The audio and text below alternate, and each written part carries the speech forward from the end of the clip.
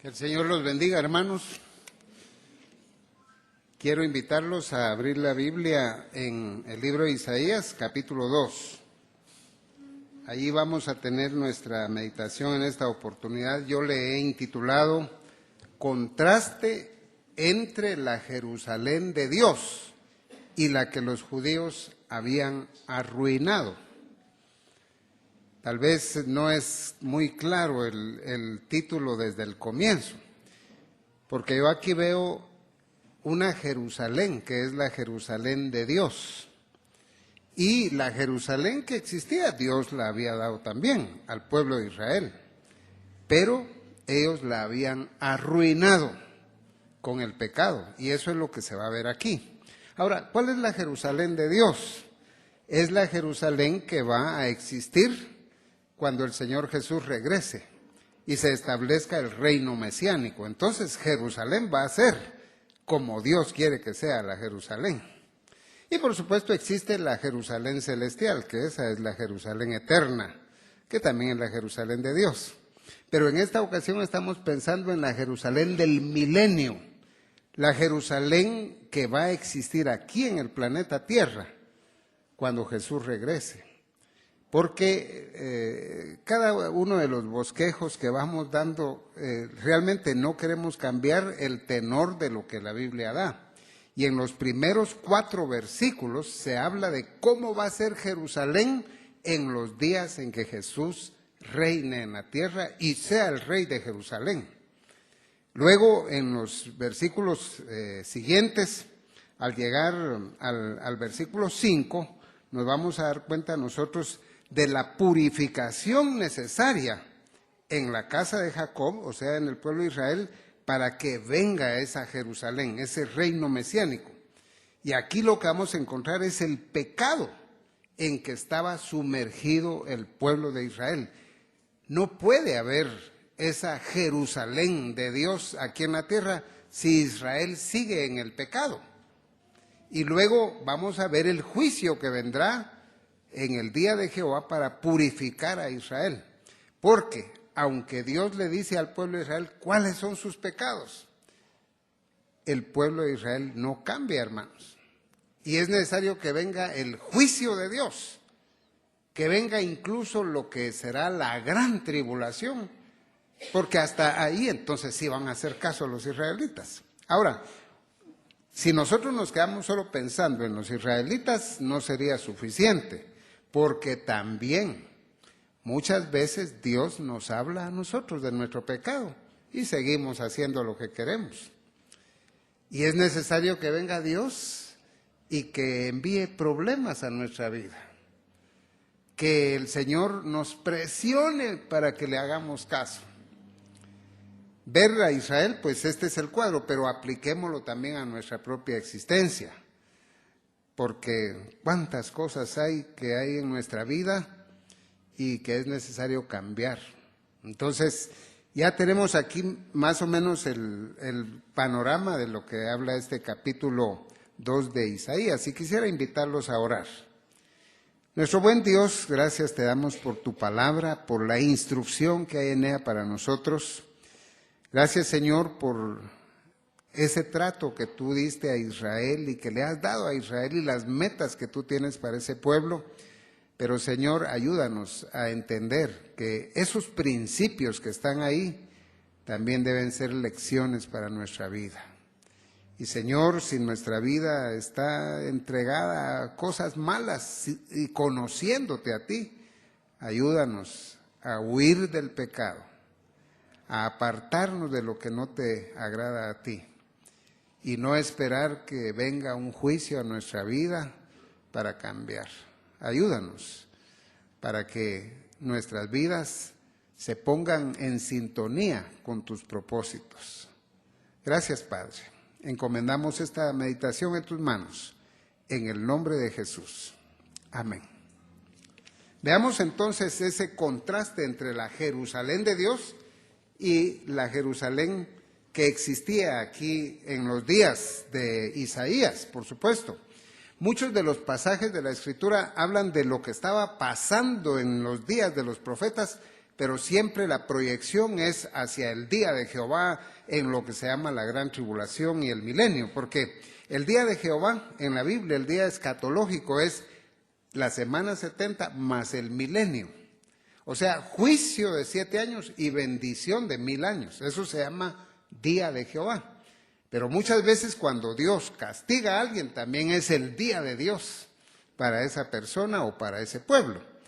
Debemos entender, porque son muchos los detalles, pero así ya tenemos especialmente esa estructura. Pero miremos los versículos 1 al 4, que nos habla de la gloria del reino mesiánico, o sea, lo que Dios quiere hacer en este planeta. Porque en realidad Dios llamó al pueblo de Israel para que fueran una nación sacerdotal, que fueran de bendición para las demás naciones, pero ellos no hicieron eso. Yo pienso que también Dios ha llamado a la iglesia para ser bendición y luz para otros, pero la iglesia también se ha torcido mucho y ya no se enseña la palabra y nuestras vidas ya no son un testimonio para los demás. Ya no somos luz y sal de la gente que no conoce a Dios, y la meta de Dios es esa. Y hermano, mire, aunque todo el mundo haga lo que quiera, usted y yo seamos luz y sal para la gente. Que nuestra vida de verdad anime a otros a querer seguir a Jesús. Y no que digan, para ser así como Él, mejor no. Porque eso pasa mucho. Y eso pasó con el pueblo de Israel. Miremos los versículos. Versículo 1. Lo que vio Isaías, hijo de Amós, acerca de Judá y de Jerusalén. O sea, está hablando especialmente del reino del sur. Judá, que era el reino del sur, porque el del norte era Israel. Pero a estas alturas no se había dividido la situación. Todavía no se habían llevado cautivos a los del norte. Dice el versículo 2, acontecerá en lo postrero de los tiempos, al final de la historia humana. Por eso es que está hablando del milenio, del reino de Cristo, en estos primeros 4 versículos. Y Él les está diciendo, así va a ser Israel al final de la historia. Y eso es lo que Dios quiere para el pueblo de Israel. Pero la historia ha venido a demostrar que los israelitas siempre han hecho lo que quieren y no la voluntad de Dios. Y eso también pasa con el hombre. Sabemos de Dios y entendemos su voluntad, pero siempre estamos haciendo lo que nosotros queremos, en lugar de obedecer. Entonces Él les dice, ¿cómo va a ser el final del pueblo de Israel? Que será confirmado el monte de la casa de Jehová como cabeza de los montes. Esa palabra monte ahí significa el reino de Israel. Será confirmado el monte de la casa de Jehová, o sea, el reino de Israel. Será confirmado como cabeza de los montes. Israel será la potencia mundial número 1 en el planeta Tierra. Será el centro del gobierno mundial Israel.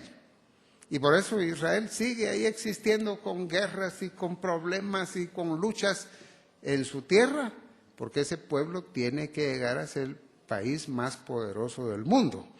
Pero eso va a ocurrir cuando regrese el Señor Jesús. A través de la historia humana siempre ha habido países que han sido los más poderosos del mundo. Fue al comienzo. Asiria, Babilonia, Media, Persia, Roma, Grecia, fueron muy poderosos. Pero todas esas potencias, en el día que regrese Cristo, quedarán abajo de Israel. Y entonces se va a cumplir lo que dice Deuteronomio 28:13, que ya lo hemos mencionado mucho, y ese pasaje no hay que olvidarlo siempre que se está estudiando la profecía. El Señor le dice al pueblo de Israel, el día que ustedes me obedezcan, los pondré por cabeza y no por cola. Y siempre me gusta hacer énfasis que ese versículo no está hablando de todos los cristianos, porque el texto no está hablándole al cristiano que él será cabeza y no cola. Porque la teología de la prosperidad le enseña hoy a la gente de que Dios los pondrá por cabeza y no por cola, dando a entender que si uno está en una empresa, uno va a ser el gerente y no el jardinero. realmente eso no está bien. Pobrecitos los hermanos que enseñados así están pensando de que ellos van a ser el gerente de la empresa. Eso no es así. Si uno no ha estudiado, siempre van a ser otros los que van a tener las posibilidades. Pero el texto está hablándole a Israel. Es el pueblo de Israel el que será puesto por cabeza de las naciones. Y aquí lo dice: el monte de la casa de Jehová como cabeza de los montes. O sea, el centro del poder mundial. Y dice, y será exaltado, o sea, Israel, sobre los collados, o sea, otros pueblos son esos collados. Y correrán a él todas las naciones. Es decir, irán a Israel todos los países del mundo, porque Israel será el emporio del poder económico y político. Y allí habrá luz y conocimiento cuando venga Cristo, cuando Israel sea la cabeza de las naciones. Eso está diciendo Isaías que va a pasar. Fíjense que Isaías está hablando aproximadamente 730 o 740 años antes de Cristo. Y en este momento ni siquiera Asiria es el país más poderoso del mundo, ni Babilonia, mucho menos los otros países que se mencionan en la historia, Media, Persia, Grecia, Roma y todos los poderosos. Pero él está diciendo que Israel será puesto encima de todos los países del mundo. Y a veces uno cuando mira las potencias que hay ahora en este siglo en que nos toca vivir a nosotros, la tecnología, las bombas y todo que tienen, que podían despedazar el planeta en 15 minutos. Uno dice, ¿y todavía el Señor le va a dar todo ese poder a Israel? Israel va a ser más poderoso que estos poderosos que hay ahora. Así va a ser. Pero no va a ser por su propia cuenta, sino Cristo regresará y Él será el Rey sobre toda la tierra. Y al fin va a haber paz en este mundo, porque todos los otros imperios solo peleando se mantienen. Y eso es lo que va a seguir diciendo aquí. Y vendrán muchos pueblos, versículo 3, y dirán, venid, subamos al monte de Jehová, a la casa del Dios de Jacob, y nos enseñará sus caminos y caminaremos en sus sendas. Vengan, vamos a Israel. Van a ir a buscar la enseñanza de las cosas de Dios. Eso es lo que dice aquí el texto. Pero lo interesante es que ellos no van a sentir que va a ser una carga ir a Israel. Por eso dice, subamos al monte de Jehová. Cuando dijo eso Isaías, no había los transportes que hay ahora. Entonces subir a la casa de Jehová, venir de otro país y subir, era trabajoso. Pero a ellos, no, a esa gente, dice Isaías, no les va a doler ni van a sentir que es mucho esfuerzo ir a Israel, porque van a ir a aprender la palabra del Señor. Bueno, eso tiene una gran aplicación en el día de hoy, porque muchas veces hay hermanos que sienten pesado hacer viaje para ir a una iglesia a aprender la palabra. Para ir a otra iglesia a divertirse, no sienten doloroso. Pero para ir a aprender la palabra, hoy no voy a ir, estoy cansado. Hoy no voy a ir, tengo mucho que hacer. Hoy no voy a ir, voy a hacer buenos negocios. Pero en los días en que Cristo esté aquí en este planeta y en Israel se enseñe la palabra, la gente va a ir feliz a oír la palabra. Van a querer aprender, no van a sentir algo costoso, sino van a saber que vale la pena ir a aprender de Dios. Y dice, vamos, subamos, y nos enseñará sus caminos. ¿Quién va a enseñar? Israel. El pueblo de Israel, al fin cumpliendo su trabajo como sacerdotes del Señor. Porque un sacerdote no solo le habla al hombre, a Dios de parte del hombre, sino también enseña la palabra a las naciones, el profeta también. Es la función del profeta, la función del sacerdote en Israel. Y es la función en el día de hoy de los maestros de la palabra de Dios. Enseñar los caminos de Dios. Y enseñarán a caminar por las sendas de Dios. Cuando uno va a una iglesia va a eso. A que le enseñen a andar en la senda de Dios. Es posible que haya cosas muy bonitas dentro de la iglesia. Pero aún nuestros cantos nos deben de enseñar en el canto a cómo agradar a Dios. El canto no es solo para divertirnos, ni solo para que esté alegre ahí, con música, sino para que se grabe en nuestros corazones el anhelo de servir al Señor, el anhelo de obedecer al Señor. Por eso es que el himno tiene que ser bíblico, con enseñanza. No solo para estar repitiendo estribillos ahí y solo repetitivo. Por supuesto que hay cosas muy buenas. Por ejemplo, hay cantos que dicen que el Señor es lindo, pero lo dice como 1000 veces. Con una vez que yo diga que el Señor es lindo, ya estuvo, ya está bien. Pero si mi canto es que el Señor es lindo, lindo, lindo, y se me paso 2 horas diciendo que Él es lindo y no aprendo más, eso anda mal. El canto debe enseñarme también a vivir agradando a Dios. Y eso es muy bonito porque se graba en la mente. Pero así la enseñanza, dice el texto aquí, nos enseñará sus caminos. Sión y Jerusalén, que es lo mismo, será el centro espiritual. Ahí van a aprender todas las naciones y las naciones van a reconocer que Dios a Israel le dio la revelación de Él. Que ningún otro pueblo tiene esa revelación. Y usted dice, hermano, pero nosotros no somos Israel y tenemos ese conocimiento. Sí, pero el conocimiento no nos vino porque surgió de nuestros países. La salvación viene de los judíos.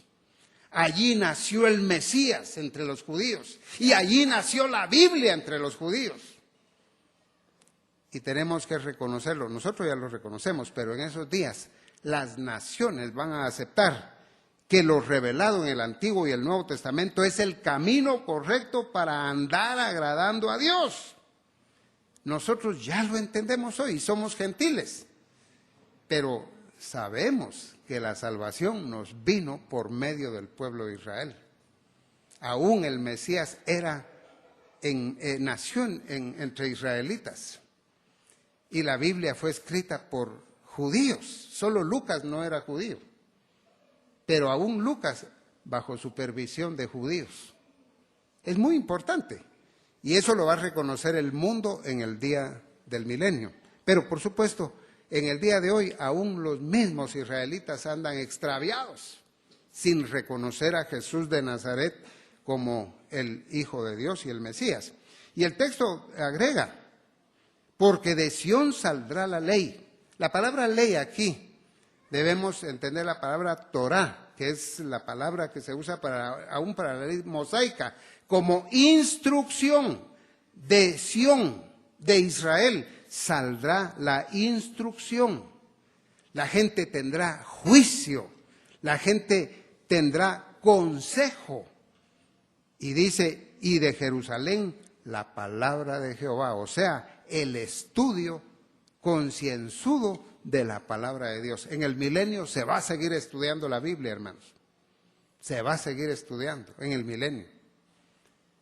Versículo 4, el último versículo que habla de cómo será el reino mesiánico. Y juzgará entre las naciones. ¿Quién? El pueblo de Israel, porque de él se está hablando. Pero por medio de Cristo, que él será el rey.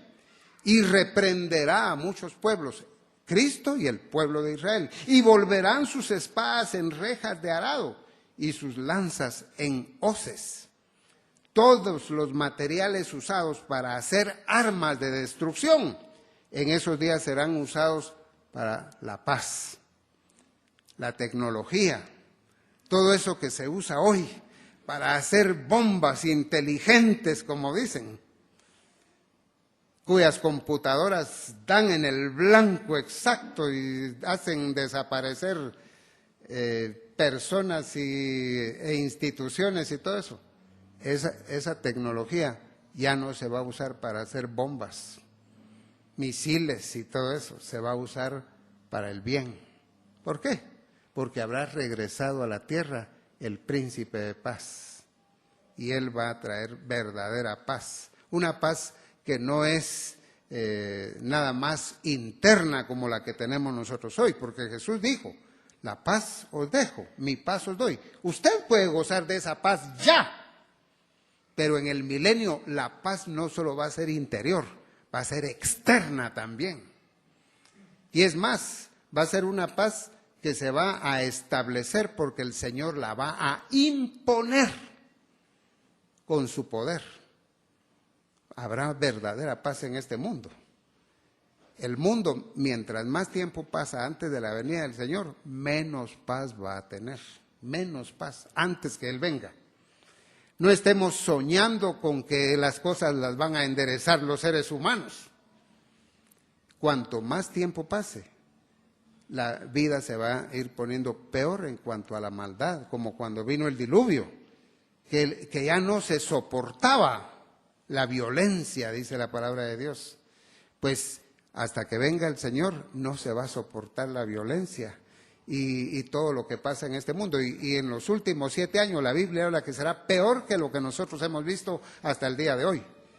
Y hasta que venga el príncipe de paz, aquí en este mundo no habrá paz. Pero hoy, le repito, usted puede tener paz interior.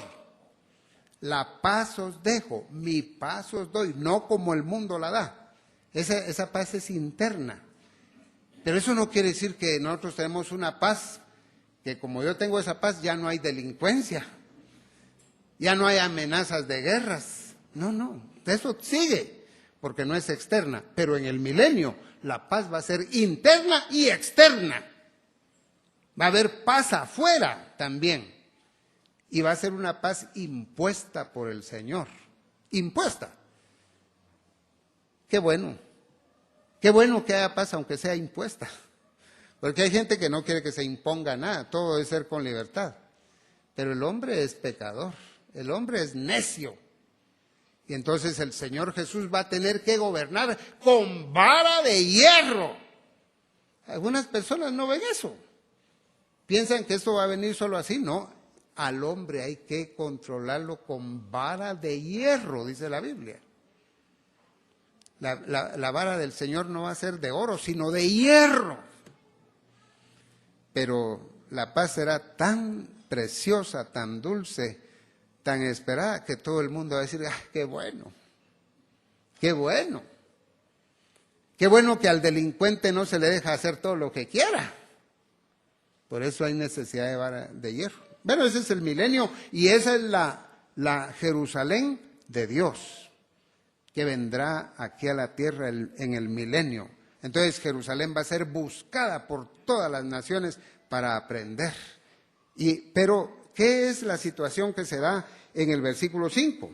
Allí vemos la purificación necesaria en la casa de Jacob, o sea, en Israel, para que venga el reino mesiánico. Es que en estos momentos Israel estaba sumergido en el pecado. Eran los días del rey Acaz, ya eso lo hemos visto en nuestros estudios anteriores. Más o menos años 740, 730 antes de Cristo. Y es interesante, dice, venid, oh casa de Jacob. Aquí Isaías llama al pueblo de Israel, los invita y le dice, vengan y caminaremos a la luz de Jehová. Esa es una invocación de Isaías, diciéndoles, si el reino milenario, si el reino mesiánico va a ser tan precioso, vivamos hoy a la luz de esos principios. Esa llamada nos la hace a nosotros Juan. Dice, amados, ahora somos hijos de Dios y no se ha manifestado lo que vamos a hacer. Pero sabemos que cuando Él se manifieste, cuando aparezca Cristo en su segunda venida y en el rapto de la iglesia, seremos semejantes a Él porque le veremos tal como Él es. Así tenemos esa esperanza, pero él dice, y todo aquel que tiene esta esperanza se purifica, así como él es puro. Yo tengo la esperanza del cielo, tengo la esperanza del milenio, tengo la esperanza de la salvación, y es una esperanza perfecta, no frustrante, pero como yo espero estar en el cielo y espero estar en el reino y espero todas esas bendiciones, hoy me tengo que purificar.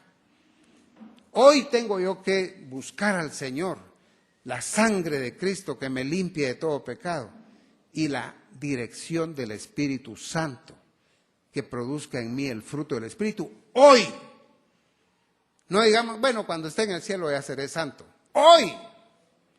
Hoy tengo que buscar yo vivir una vida agradable a Dios.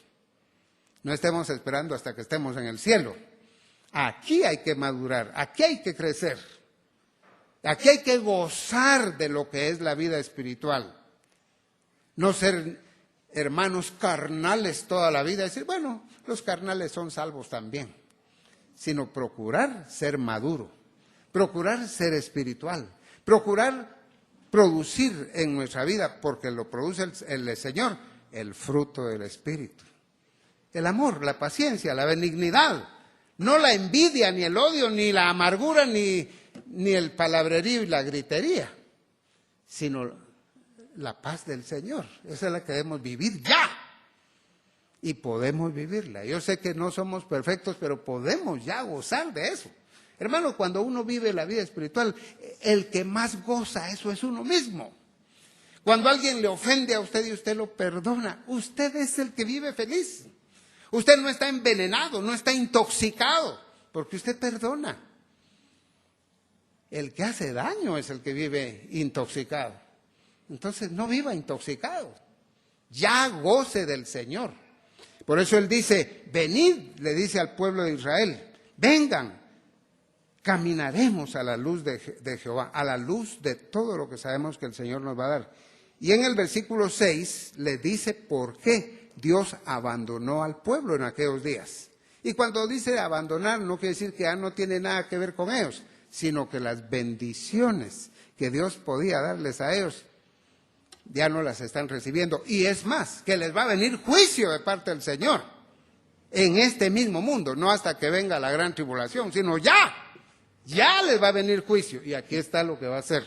En el versículo 6 empieza a decir, ¿por qué es que no es Israel como la Israel que va a haber en el milenio?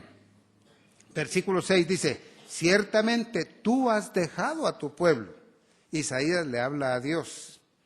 Ese tú es Dios.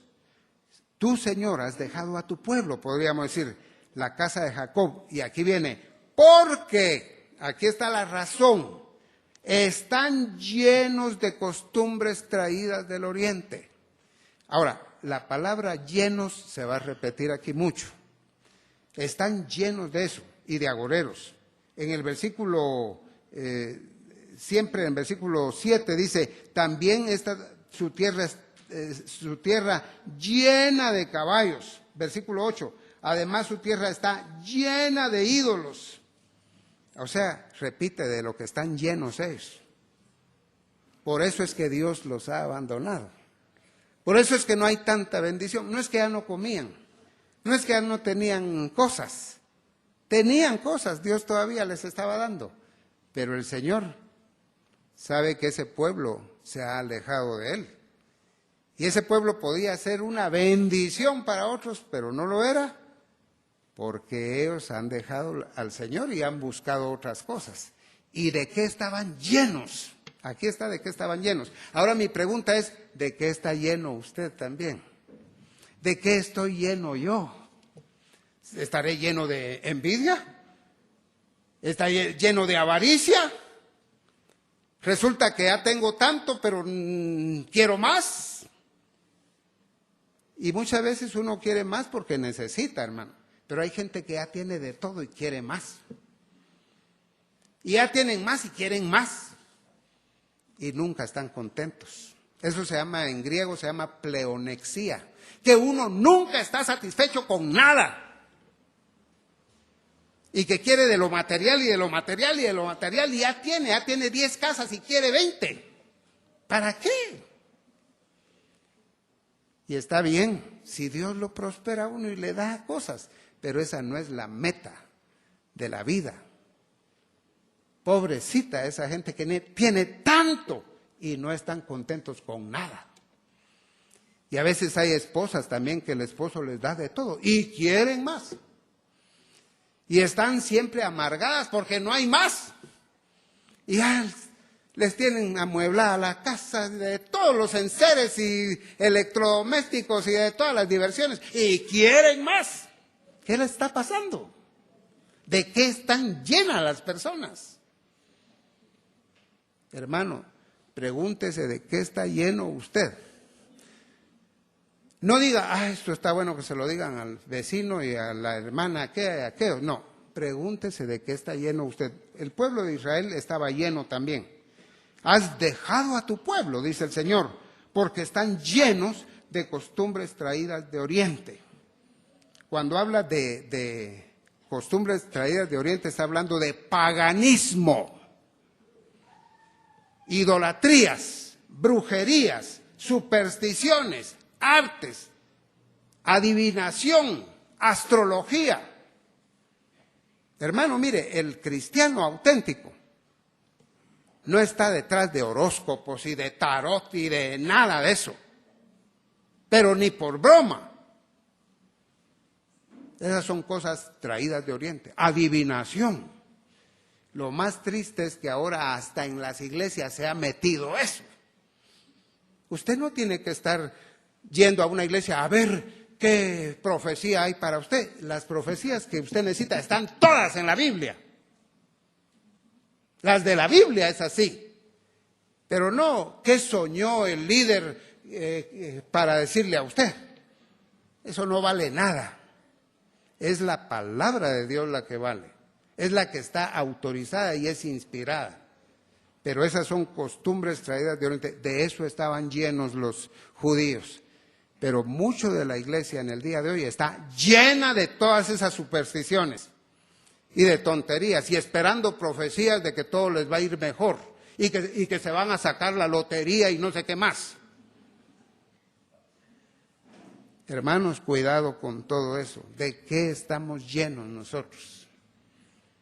Si estamos llenos del Espíritu Santo, eso está bueno. Llenos del fruto del Espíritu. Llenos de amor para nuestra esposa y para nuestros hijos. Llenos de amor para la obra del Señor. Qué bueno que estamos llenos de todo eso. Pero si estamos llenos de lo que estaba allí en Israel, cuidado. Había mucha superstición.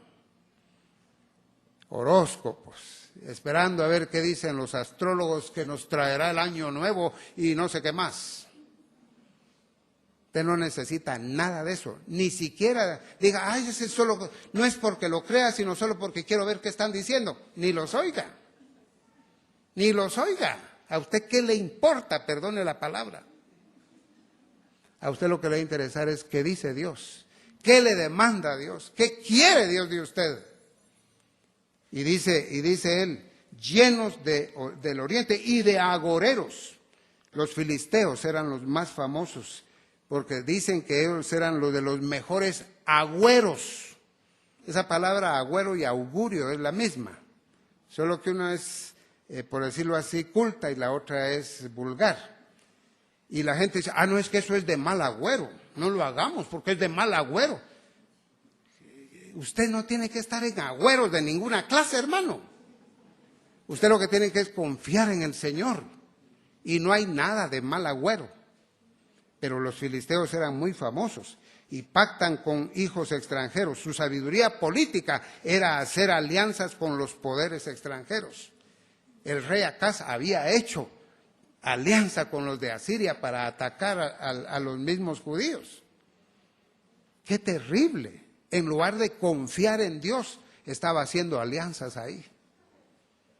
Y dice él, de eso era lo que estaban llenos. Su tierra está llena de plata y oro.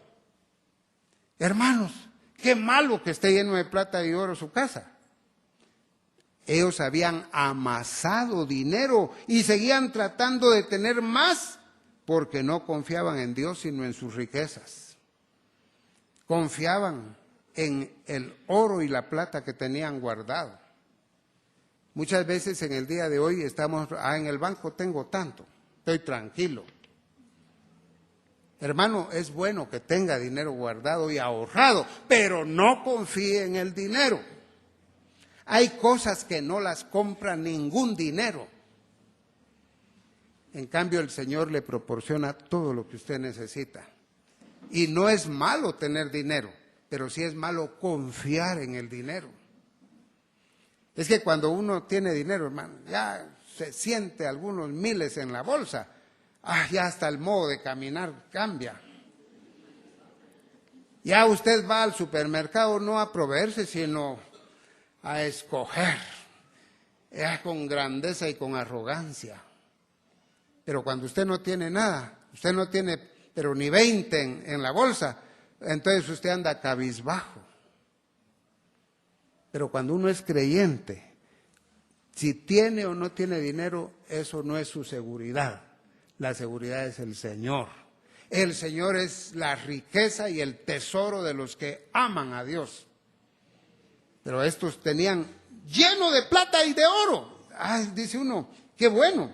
Pero ellos dependían de lo material para su seguridad. Pero la riqueza suya debe ser el Señor. Hay gente que tiene mucho dinero y les vienen unas enfermedades incurables, hermano. Y se acabó aquella seguridad. Y están gastando todo su dinero y se les acaba. Y no hay nada que los cure. Entonces no esté confiando en nada de eso. Hay gente que tiene dinero pero en cantidades y sus hijos perdidos, drogadictos y de todo. Y no hayan cómo controlar eso.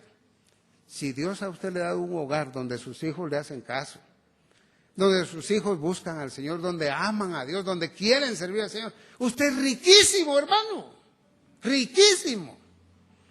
Pero si usted tiene oro y plata y sus hijos andan perdidos, mejor no tuviera nada. Entonces despertemos de lo que, ¿por qué no era Israel esa nación como Dios quería que ellos fueran, sino que lo será hasta el reino mesiánico? Dice también su tierra está llena de caballos. Los caballos eran armas en aquel tiempo, eran las mejores armas de la época los caballos. Entonces estaban confiando en armas y no en Dios. Además su tierra está llena de ídolos. De eso estaban llenos. La palabra que usa el texto hebreo, la palabra elilim, eso que significa ídolo, la palabra es una de las favoritas de los profetas del Antiguo Testamento, porque la palabra elilim, o sea, ídolo, significa inútil, nulo, nada. Y coincide con lo que dice Pablo en su carta a los Corintios, que un ídolo nada es. Pero ¿qué estaban haciendo ellos con los ídolos? Se han arrodillado ante la obra de sus manos y ante lo que fabricaron sus propios dedos. Arrodillándose ante una cosa que es cero a la izquierda. Esos son los ídolos. Pero la gente respeta pedazos de palo, de madera y de metal. Los respeta. Y al verdadero Dios no los respetan. Y eso era de lo que estaban llenos. Y por supuesto que hay otros ídolos que no son estatuas. Hay ídolos también. El dinero puede ser un ídolo. El sexo puede ser un ídolo. Todo eso puede ser ídolo. Todo lo que se interponga entre usted y Dios es ídolo. Que nada se interponga entre usted y Dios, sino que usted tenga directa comunión con Dios, que dependa de Dios y que tema a Dios. Pero a una estatua no le tenga miedo usted. No, dice el texto aquí, versículo 9, y se ha inclinado el hombre y el varón se ha humillado. ¿Qué quiere decir ese versículo? Habían ido a buscar ayuda ante los príncipes de Asiria y otros países para tener poder y para que no los atacaran y perder la guerra. Entonces, para eso se iban a ofrecer como esclavos del otro. ¿Cómo es posible que el pueblo de Israel, el pueblo que va a ser la cabeza de las naciones, ofreciéndose de esclavo ante un rey solo para ganar una guerra? ¿Ante quién debemos decir, soy tu esclavo? Ante el Señor. De Él sí debemos ser esclavos, pero a los hombres no. Por tanto, dice Isaías, no los perdones. El mismo profeta le dice al Señor, Señor, con todo este pecado, no perdones a Israel. No lo perdones. Mándales un castigo para que se enderecen, para que te busquen de todo su corazón, para que cambien. Y entonces viene lo que sí va a ser el castigo. Y dice, métete en la peña, escóndete en el polvo de la presencia temible de Jehová. Esas palabras, por supuesto, están hablando del juicio que iba a haber en esos días, porque Asiria los iba a atacar y Babilonia también, y no se iban a escapar. Pero esas mismas palabras, hermanos, aparecen en el libro de Apocalipsis. Y en el capítulo 6 de Apocalipsis, habla y dice, a las piedras y a las peñas, caed encima de nosotros y escondednos de la ira del que está sentado en el trono y del Cordero. Porque en la gran tribulación, la gente también va a intentar escapar del juicio de Dios y no van a poder. Porque esta expresión, métete en la peña, escóndete en el polvo, significa que nada los podrá librar del juicio de Dios. Será inútil tratar de escapar. El día que llegue el juicio de Dios, ya final, escatológico, nadie se le va a escapar al Señor. Si Cristo no es su Salvador hoy, usted no se le va a escapar a Dios. Si usted ha creído en Cristo, que Él es su Salvador, el juicio suyo, que lo mandaría al infierno, cayó encima del Señor Jesús en la cruz del Calvario. Ahí en la cruz, cuando Él murió y dijo, consumado es, estaba diciendo que el juicio mío, que sí creo en Él, el juicio suyo, que sí cree en el Señor, ese juicio eterno ya cayó encima del Señor Jesús. El justo murió en lugar de los injustos para llevarnos a Dios. Mi juicio, ese juicio que va a ser para otros en el trono blanco, ese juicio mío ya lo cargó Cristo en la cruz del Calvario. Yo ya no tengo que ser juzgado. Yo ya fui salvado, yo ya soy redimido. A mí lo que me espera es el cielo. ¿A usted también? Espero que sí. Porque ha creído en el Señor. No porque usted sea bueno ni porque merezca ni nada. Yo no merezco nada más que la condenación. Pero Jesús se puso en mi lugar. Esa es la enseñanza de la palabra de Dios. Pero esta gente no se va a poder escapar ni de los juicios temporales ni del juicio eterno si no confían en el Señor. Y por eso dice, escóndete en el polvo de la presencia temible de Jehová. En ninguna parte se van a poder esconder. Eso es lo que está diciendo. Y del resplandor de su majestad. La altivez de los ojos del hombre será abatida. Esto habla de la soberbia, porque todo pecado es soberbia contra Dios. Acuérdese del Salmo 19, donde David, que es el autor del Salmo, dice, ¿quién podrá conocer sus propios errores? O sea, sus pecados. ¿Quién los podrá conocer? Líbrame de los que me son ocultos, porque hay cosas que ni uno se da cuenta que está pecando. Pero dice también, no permitas que las soberbias se enseñoreen de mí. Es en el Salmo 19 que dice eso, porque soberbia es un pecado que uno sabe que lo está cometiendo, que uno en su propia conciencia sabe que está haciendo daño, y eso se llama soberbia. Y dice el Señor, la soberbia de los hombres será humillada. Es muy diferente ser uno humilde a que lo humille Dios. Es mejor ser humilde. Es mejor reconocer a Dios y decir, Señor, sin ti soy nada. Sí, Señor, lo que dice tu Hijo, sin mí nada podéis hacer. Uno debe ser humilde y no esperar que Dios lo humille. Es que no es igual. No es igual. Porque uno es humilde porque uno quiere. porque uno ante la majestad de Dios reconoce la bajeza de uno mismo por la luz de la palabra. Es la que nos hace entender que uno sin Él es cero. Y ante la majestad de Él uno tiene que humillarse y reconocer que uno es un pecador y todo. Entonces Dios da su gracia a los humildes, pero a los soberbios les hace la guerra el Señor. ¿Qué quiere usted, la gracia de Dios o la guerra de Dios? Eso es la respuesta, es obvia. Pero dice Él, la altivez de los ojos del hombre será abatida y la soberbia de los hombres humillada. Y Jehová solo será exaltado en aquel día.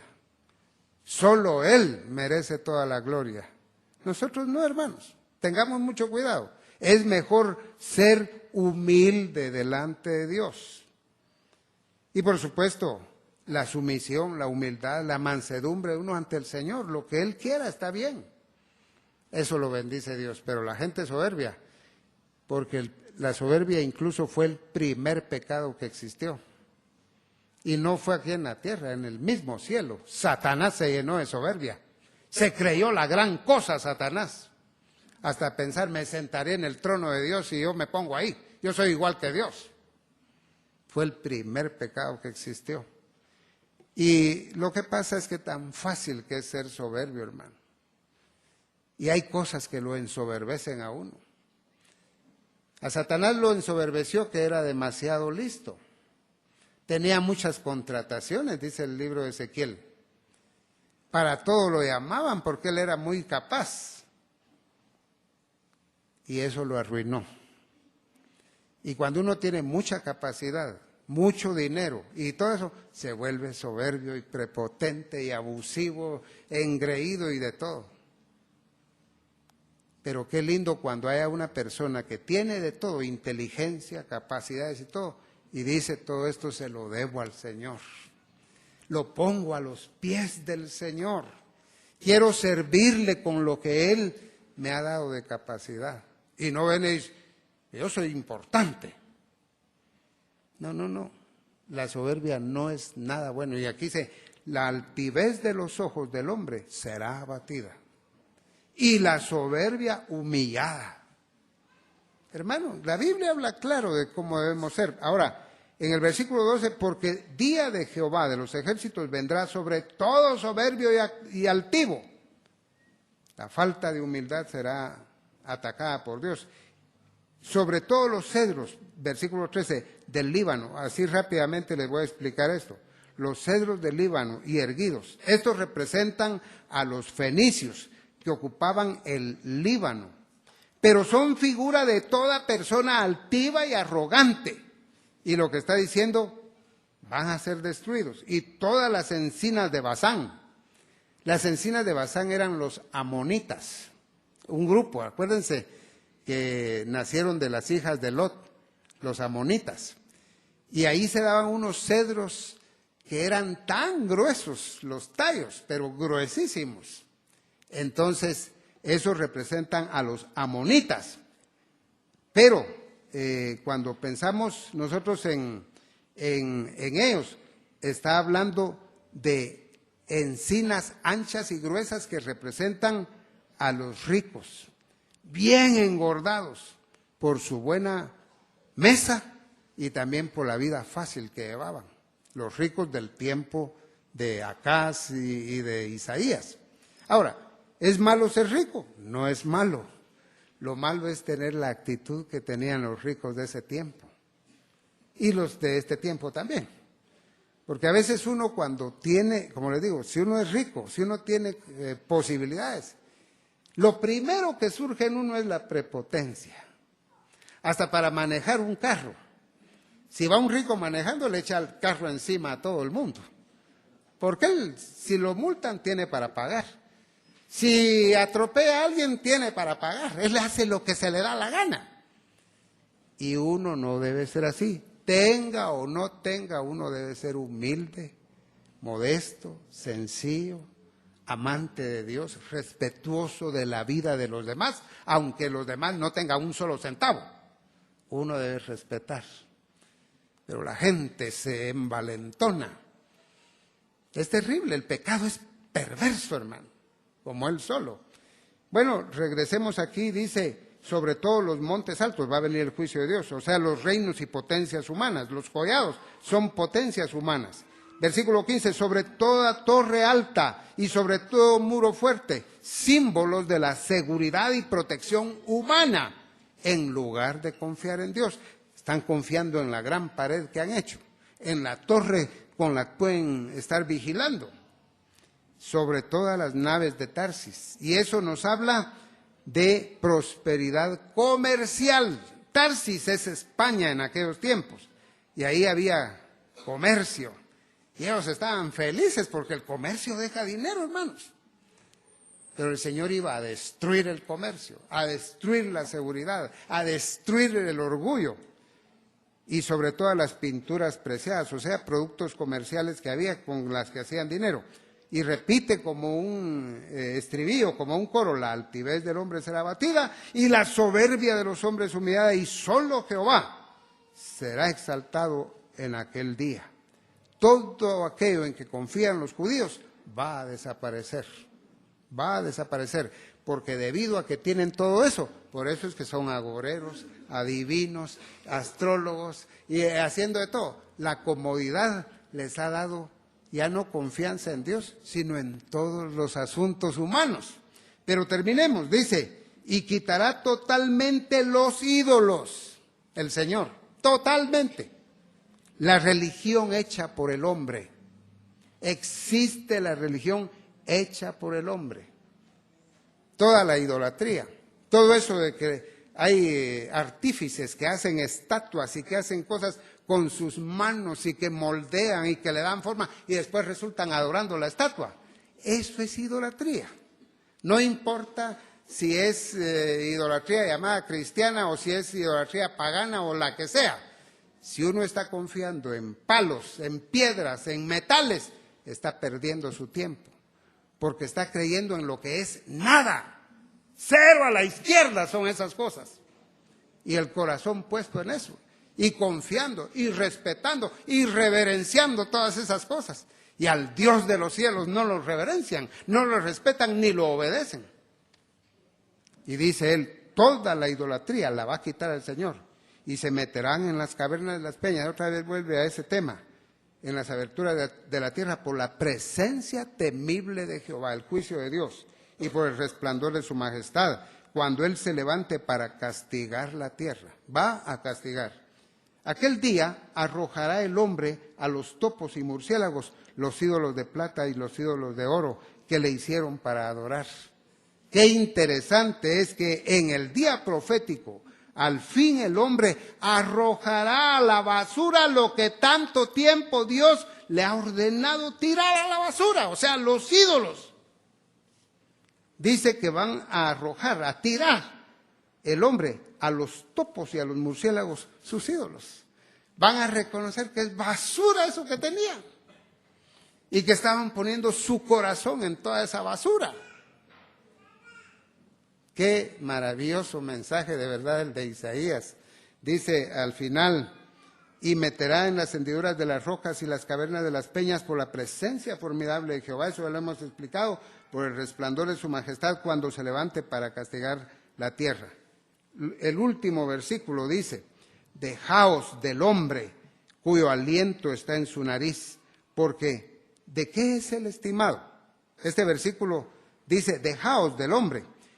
La palabra dejaos literalmente en hebreo es cesad del hombre, desentendeos del hombre, dejen de confiar en los hombres porque ellos son débiles. Los reyes de Israel hicieron alianza con Egipto, con Asiria, haciendo alianzas y confiando en los hombres en lugar de confiar en Dios. Y dice, cuyo aliento está en su nariz, y eso lo que habla es de la fragilidad del ser humano. El ser humano, si no estamos confiando en que Él nos va a sacar de problemas, estamos perdiendo el tiempo. Dios puede usar a los seres humanos para ayudarnos, pero es Dios usando a las personas. Pero cuando uno pone toda su confianza en un ser humano y no confía en Dios, está errando. se está equivocando. Hay que confiar en el Señor y Él puede usar cualquier cosa, humanos, animales, el clima, cualquier cosa puede usar Él para bendecirnos, pero confiar en el Señor. Y dice, el hombre es muy frágil. Y dice, ¿de qué es el estimado? Esto no se refiere al valor intrínseco que tiene un ser humano. Un ser humano vale mucho, hermanos. Y vale mucho porque está hecho a la imagen de Dios. Jesús dijo, ¿de qué le sirve a un hombre granjear todo el mundo si pierde su alma? Eso quiere decir que todo el mundo no vale lo que vale una persona. O sea, que es muy valiosa. Pero eso es una cosa y otra cosa es que uno ponga todo su corazón y que crea que los hombres le van a arreglar las cosas. Pobrecita la humanidad cuando están ahí eligiendo presidentes y confiando que ellos van a resolver todo. No, hermanos, pobrecitos también los gobernantes. No pueden con todos los problemas. Pero el hombre también pobre cuando confía en el hombre. Por eso el profeta Ezequiel, Jeremías, Isaías, aún lanzaron maldiciones. Maldito el hombre que confía en el hombre. No es porque no debemos confiar unos en otros, sino nuestra esperanza debe estar en el Señor. Él es el que nunca falla. Los hombres sí pueden fallar. Y dice el texto, porque ¿de qué es el estimado? Es necedad entonces confiar en los seres humanos. Son demasiado débiles. Ni los problemas de ellos mismos pueden resolver muchas veces. En cambio, Jesús nunca falla. Él siempre va a cumplir. Y Él puede usar a los hombres y cualquier cosa para ayudarnos en nuestros problemas. Este pasaje de la Escritura, hermanos, para resumir, Israel como pueblo estaba lleno de supersticiones, alianzas incorrectas, riquezas en las que confiaban, armamentos e ídolos. Y eso los hacía ser cualquier cosa menos la luz de las naciones. Fíjense lo que estoy diciendo. Con todo lo que estaban llenos, ellos podían ser cualquier cosa, menos la luz de las naciones.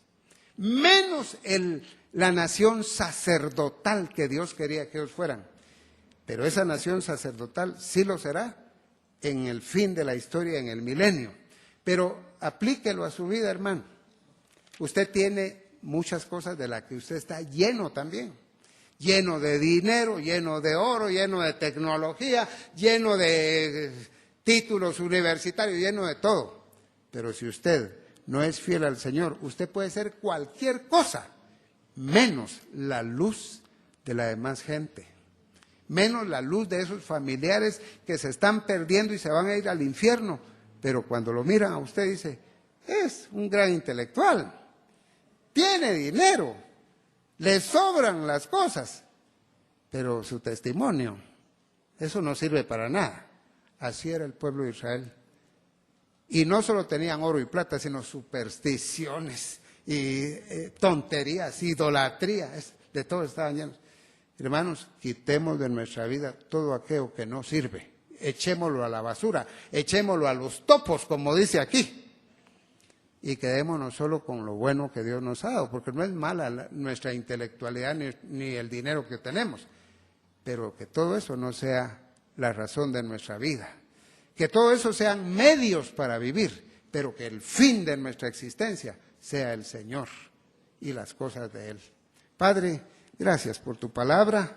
Te pedimos, Señor, que nos ayudes de verdad a practicar estas cosas, a darnos cuenta que tú tienes grandes propósitos para nuestra existencia hasta llevarnos al mismo cielo, pero que mientras estemos en este mundo nuestras vidas sean luz para otros, sean bendición para otros y que no estemos llenos de tanta basura, sino llenos del fruto del Espíritu, llenos de la conducción tuya en nuestras vidas, para honra y gloria de tu nombre.